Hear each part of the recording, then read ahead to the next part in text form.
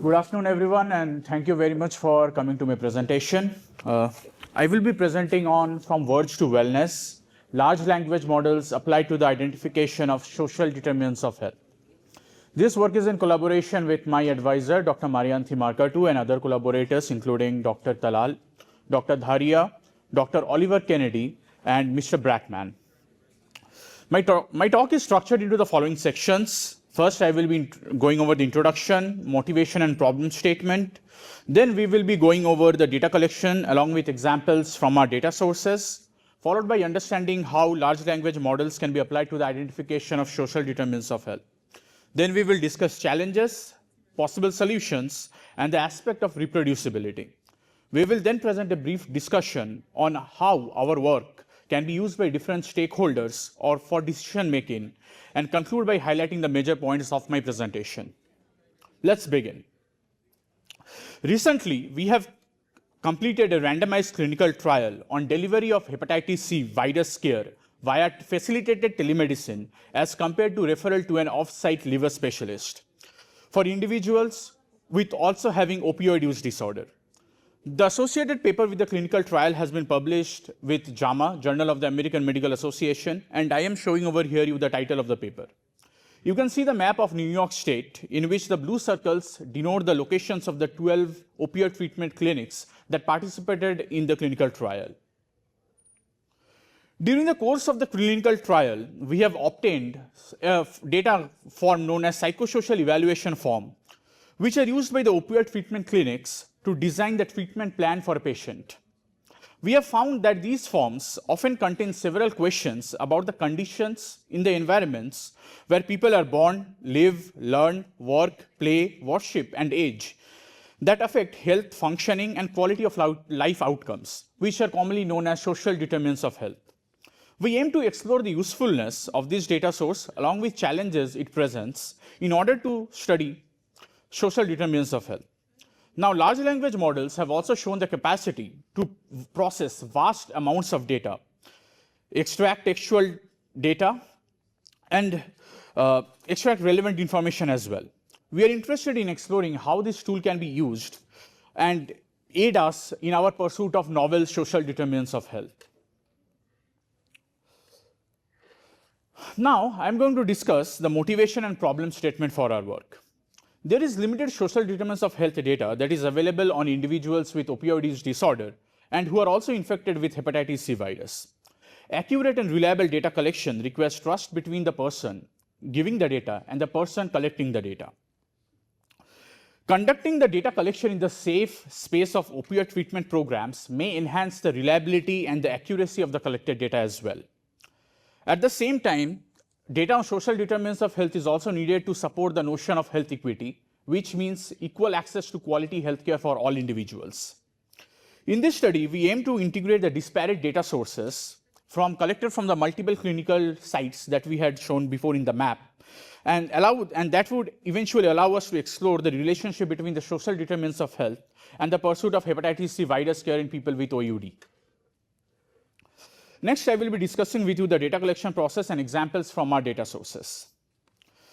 Now, a number of forms are collected in the New York State opioid treatment programs. The first one is known as psychosocial evaluation forms, which are collected at the time of the admission into a program for understanding the needs and developing treatment plan for the different patients.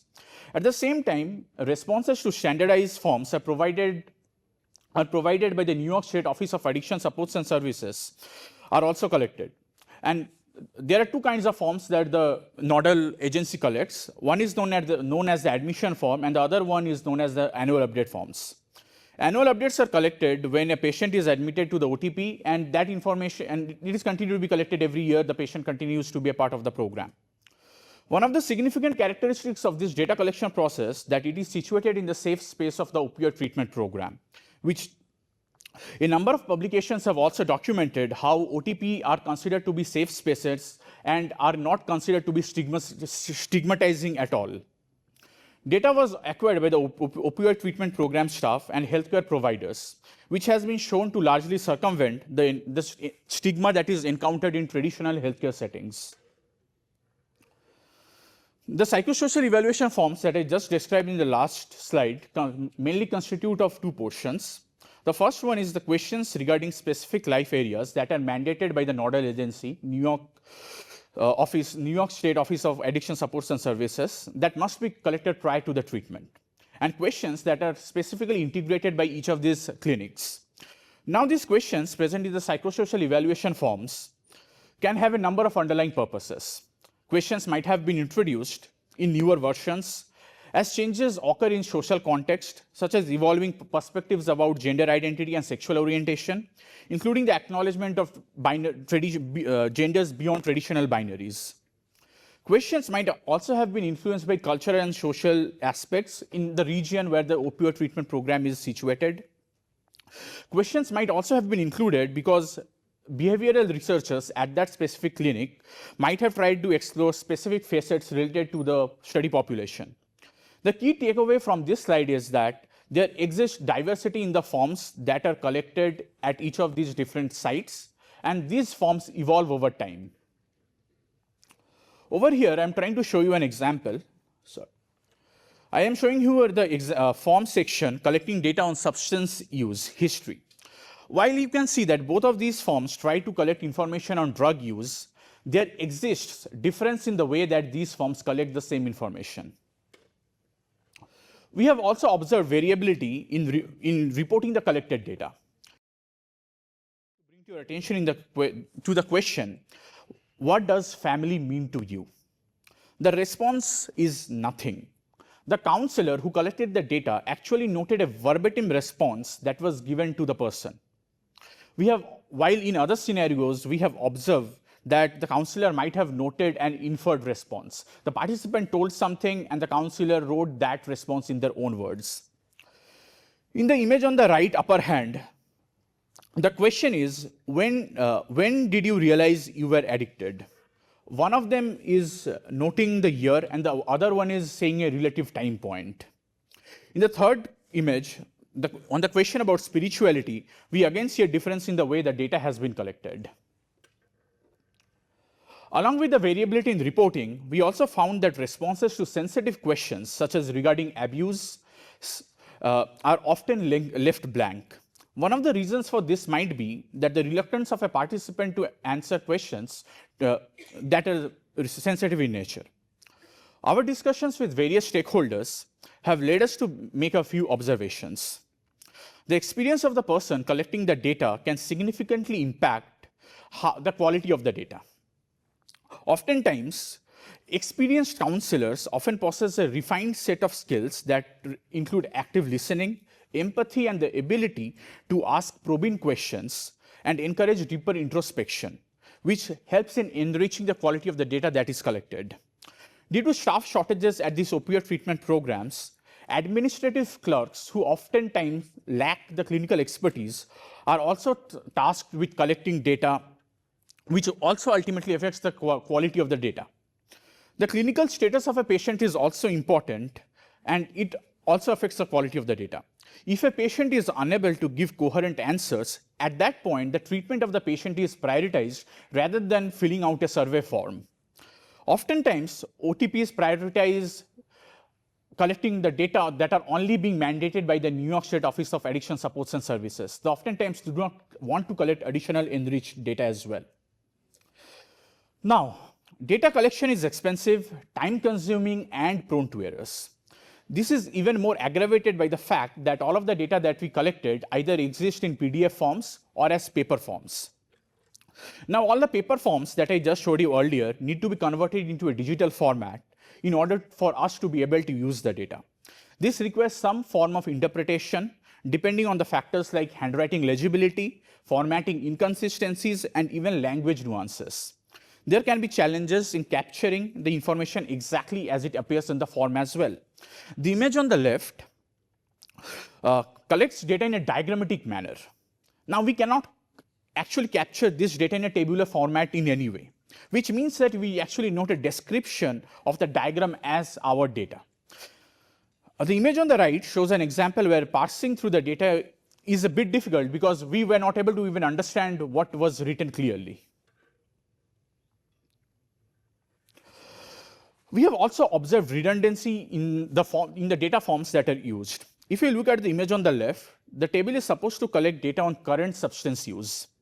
In a different section of the same form, we have there is another table called the substance use history, which contains a column that says current frequency or amount, which means that both the table are supposed to collect information on the current substance use.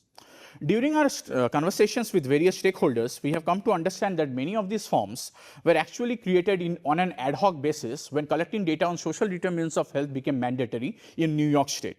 Over time, these forms have gone through a metamorphosis, evolving into a complex amalgamation of changes that were shaped by inputs by staff, physicians, clinicians, social scientists, and a whole bunch of people who have actually influenced it.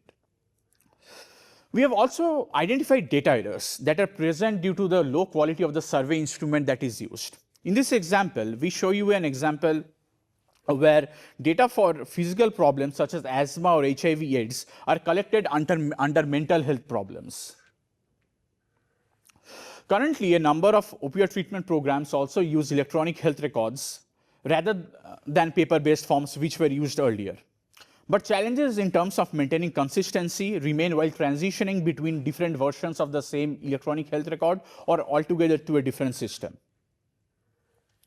Now, I would like to introduce how large language models can be used for the identification of social determinants of health. First, I would like to introduce what are large language models. Large language models are characterized by the large number of parameters that are used in them. These are trained on massive amounts of data, which allows to understand more complex language patterns and perform a wider range of natural language processing tasks. Some common examples which you have already known and used might be like ChatGPT by OpenAI, Gemini by Google, or Llama by Meta. Recently, a number of works have started exploring and understanding how large language models can be utilized in healthcare. This triangle over here tries to summarize potential applications and opportunities for development. Now, I would like to discuss our goal, which necessitated the use of large language models. Remember, in the first slide, I showed you the locations of the 12 different clinics and how these clinics use different forms to collect the data. Our goal is to combine the data collected using the different psychosocial evaluation forms into a single data set that can be used for further analysis. As I described previously, data was collected using forms that had all different kinds of questions. What we identified that a number of these questions, although they might be different syntactically, but they might have the same semantic meaning. We might want to represent all these semantically similar questions using a uniform question. Let's consider an example. What is the highest grade that you have completed? Depending on the site and the form that was used, the question can be altogether placed in a different section or phrased in a different way. Even though they are phrased differently, the meaning remains the same. Potentially, large language models can be used to accomplish this data integration process. In order to achieve this, we started by understanding the various categories or the areas from which questions are present in these psychosocial evaluation forms. We did this because we mainly wanted to answer the following questions. We wanted to confirm our intuition that the data that we have collected could be a valuable resource for discovering novel social determinants of health, understand the influence of these social determinants of health categories that we are about to unearth, acknowledge the diverse perspectives that are contributed by each of these 12 different clinics, and which are ultimately going to advance the knowledge of social determinants of health. And now, in order to identify the different categories of social determinants of health present in the data, we utilized a workflow by using the large language models, which I am going to show you in the next slide. We took the various questions in the data, in the psychosocial evaluation forms, and we use large language models to actually generate embeddings. Embeddings are a vector representation of text. Embeddings were, the obtained embeddings were of the dimensionality 768. Then we used a dimensionality reduction technique known as the local linear embedding to reduce the dimensions.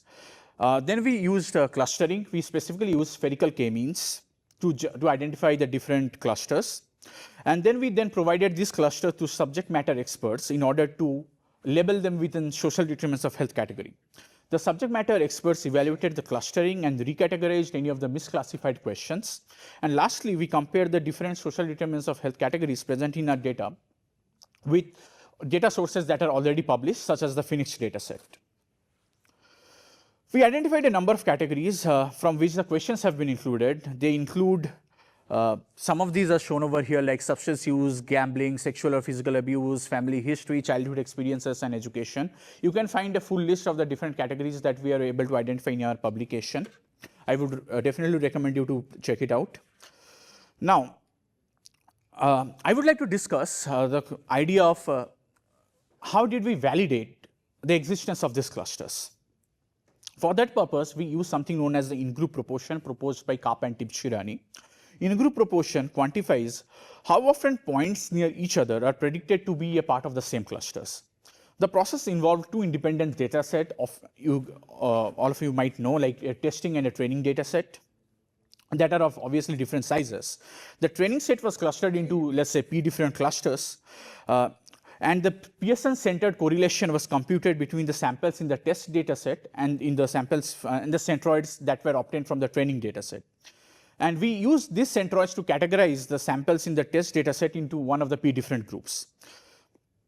Thus, actually, the centroids that were obtained from the training data set were used for predicting the co-membership in the test data set. And for our clustering purposes, we obtained fairly high in-group proportion scores, suggesting that the clusters that we obtained were significantly stable. The other way in which we ensure that the categories that we were able to identify also exist in some other data sources is by validating it as compared to another external data source collected by the National Institute of Minority Health and Health Disparities, known as the Phoenix dataset. We computed the cosine similarities between the categories in the Phoenix dataset and the categories that we were able to identify using the upper hinge of the cosine similarity values. We found that a number of categories present in the Phoenix dataset actually map back into the categories that we were able to identify, and thereby validating the categories that we identified. Now, in this section, I will try to discuss some of the challenges that we encountered during the data collection, digitization, and suggest some of the solutions to those. Converting the paper psychosocial evaluation forms into a digital format required significant investment of resources for the manual data entry. At the same time, as shown earlier, there were challenges that were associated with legibility, formatting, and other aspects, which needed us to develop like significantly sophisticated data processing workflows. We laid a special focus on data fidelity, which meant that undertaking stringent data quality assurance measures post-data digitization. We also needed to address human errors, such as typing mistakes. We had to create specialized application that could accurately capture the data in the paper forms. For data that were stored as PDFs, we created an application that could extract data properly in a format that we were able to further use. For minimizing errors in the data entry process, we maintained a tracker which captured the metadata about every data entry that was performed. Now, the data that we are working with was collected incrementally from multiple data sources in multiple modalities, rather than all at once, which necessitated for us to develop a flexible way to enable the ad hoc acquisition of the data by taking into consideration the evolving understanding of the data as well. This process of data collection made it difficult for us to integrate all the collected data into a single system. Furthermore, instead of storing the data into separate silos, we had to figure out a way where we could store all the data together and use it for further exploration. For this purpose, we developed an application known as Vizier, which emphasizes on reproducibility and proper error management needed for the data exploration and curation needed in this context.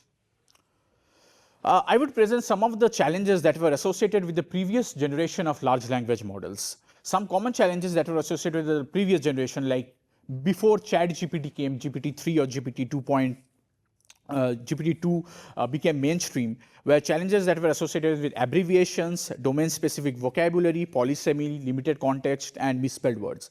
Back in 2021, back in 2022, when we first started doing this study, there were challenges that the large language models, unless and until they were trained on clinical data, were not able to identify clinical terminology such as DSM-V5 codes, ICD-10 codes, or even like CAGE code.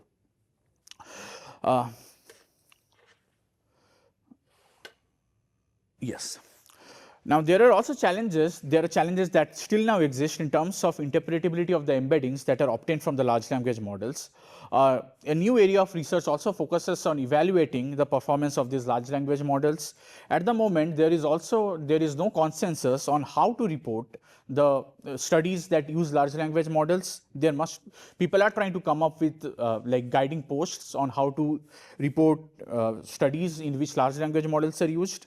And there are definitive challenges that are associated with the reproducibility and replicability of research using large language models.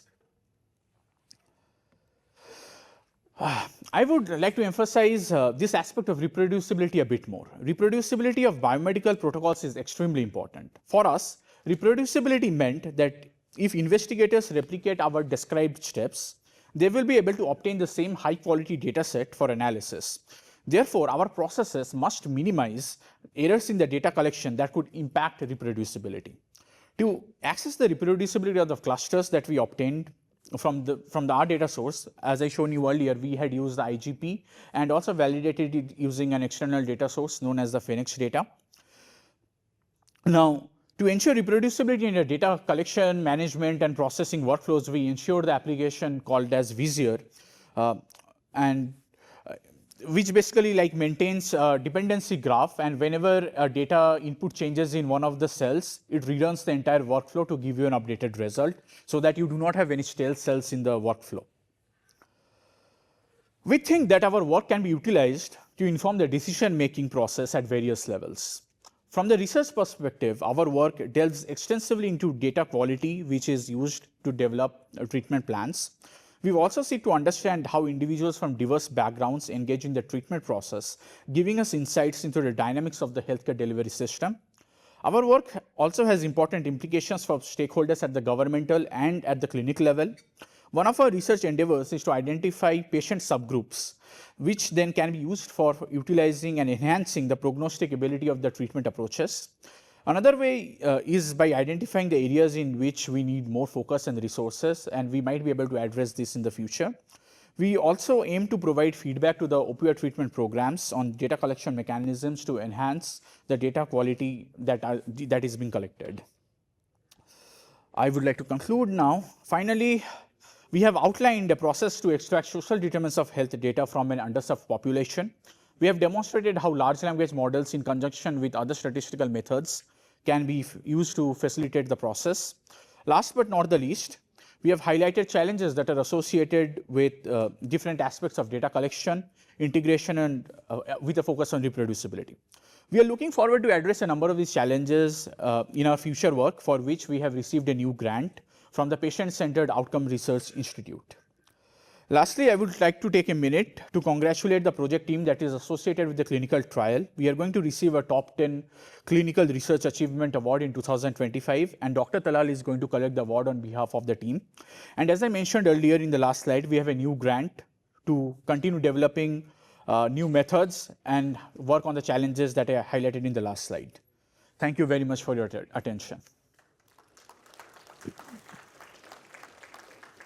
And yes, if you have any questions, I would take them.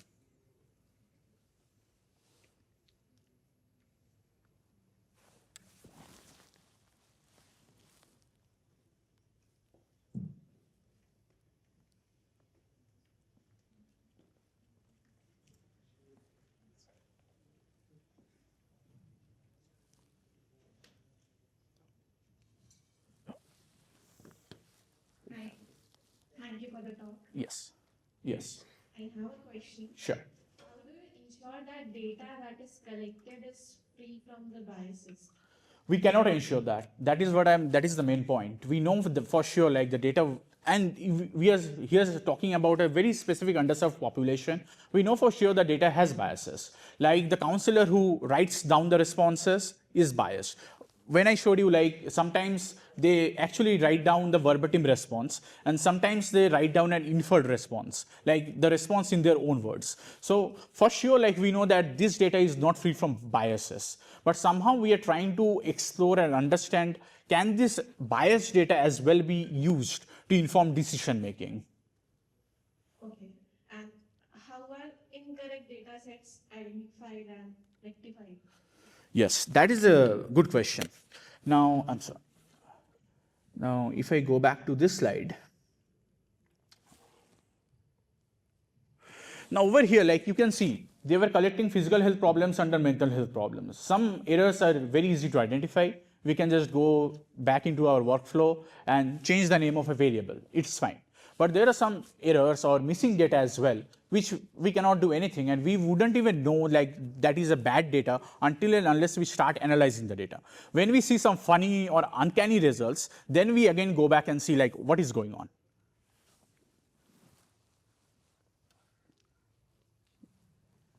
Just as a follow-up to that, so clearly there was a lot of manual annotation involved in making sure that the data has integrity. Yes.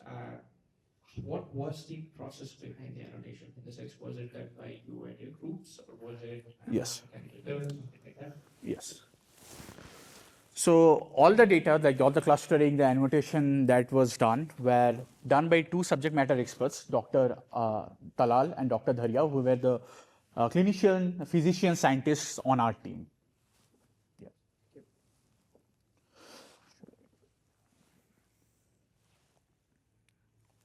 Well, thank you very much for listening to my talk, and then I'm going to introduce the next speaker. Our next speaker is Iha Yu. Iha is a PhD candidate at the University at Buffalo, specializing in finance and artificial intelligence. Her research focuses on market microstructure, asset pricing, and big data, and AI in finance. She has presented at major finance conferences and teaches quantitative finance courses. She also took the first place in this year's Lightning Talk competition that is organized by the School of Engineering and Applied Sciences. Iha will be joining RPI as an assistant professor of finance in the fall 2025.